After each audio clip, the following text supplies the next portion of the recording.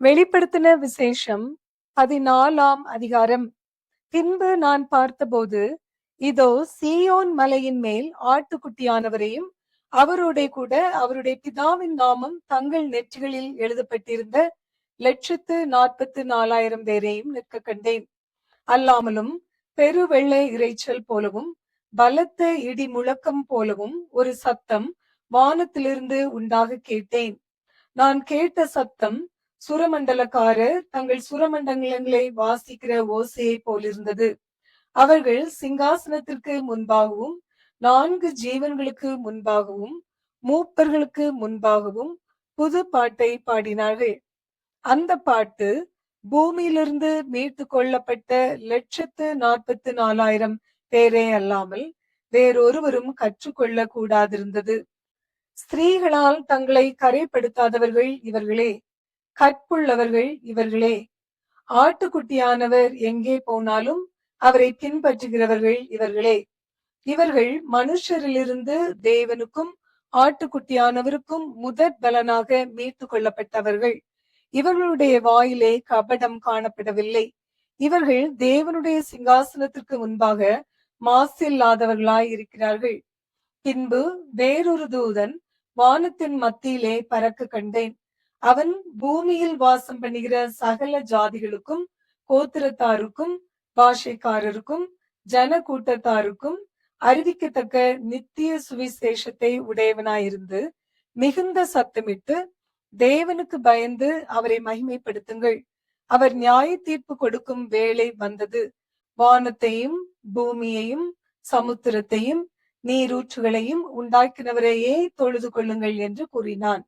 வேறொரு தூதன் பின் சென்று, பாபிலோன் மகா நகரம் விழுந்தது, தன் வேசித்தனமான உக்கிரமமான மதுவை சகல ஜாதிகளுக்கும் குடிக்க கொடுத்தாளே என்றான்.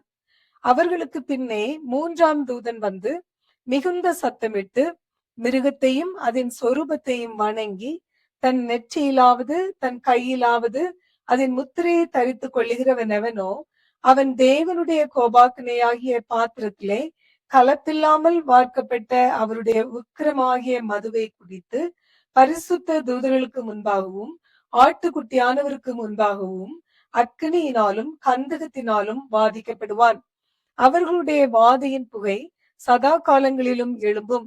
மிருகத்தையும் அதன் சொரூபத்தையும் வணங்குகிறவர்களுக்கும் அதனுடைய நாமத்தின் முத்திரையை தரித்துக் கொள்கிற எவனுக்கும் இரவும் பகலும் இளைப்பாறுதல் இராது.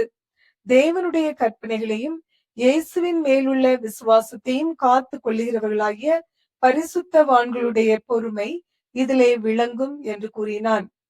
பின்பு பரலோகத்திலிருந்து ஒரு சத்தம் உண்டாக கேட்டேன். அது, கர்த்தருக்குள் மரிக்கிறவர்கள் இது முதல் பாக்கியவான்கள் என்று எழுது. அவர்கள் தங்கள் பிரயாசங்களை விட்டொழிந்து இளைப்பாறுவார்கள். அவர்களுடைய கிரியைகள் அவர்களோட கூட போம். ஆவியானவரும் ஆம் என்று திருவுளம் பற்றுகிறார் என்று சொல்லிற்று. பின்பு நான் பார்த்தபோது, இதோ வெண்மையான மேகத்தையும், அந்த மேகத்தின் மேல் மனுஷகுமாரனுக்கு ஒப்பானவராய் தமது சிரசின் மேல் பொற்கிரீடத்தையும் தமது கையிலே கருக்குள்ள அரிவாளையும் உடைய ஒருவர் உட்கார்ந்திருக்கிறதை கண்டேன்.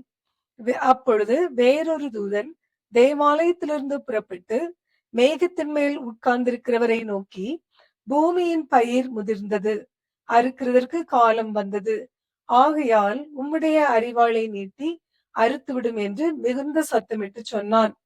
அப்பொழுது மேகத்தின் மேல் உட்கார்ந்தவர் தமது அரிவாளை பூமியின் மேல் நீட்டினார். பூமியின் விளைவு அறுப்புண்டது. பின்பு வேறொரு தூதனும் கருக்குள்ள அரிவாளை பிடித்து கொண்டு பரலோகத்தில் உள்ள தேவாலயத்திலிருந்து புறப்பட்டு வந்தான். அக்னியின் மேல் அதிகாரமுள்ள வேறொரு தூதனும் பலிபீடத்திலிருந்து புறப்பட்டு வந்து கருக்குள்ள அரிவாளை பிடித்திருக்கிறவனை நோக்கி, பூமியின் திராட்சை பழங்கள் படுத்திருக்கிறது, கருக்குள்ள உமது அரிவாளை நீட்டி அதன் குலைகளை அறுத்துவிடும் என்று மிகுந்த சத்தத்தோட சொன்னான். அப்பொழுது அந்த தூதன் தன் அரிவாளை பூமியின் மேலே நீட்டி பூமியின் திராட்சை பழங்களை அறுத்து தேவனுடைய கோபாக்கினை என்னும் பெரிய ஆலையிலே போட்டான்.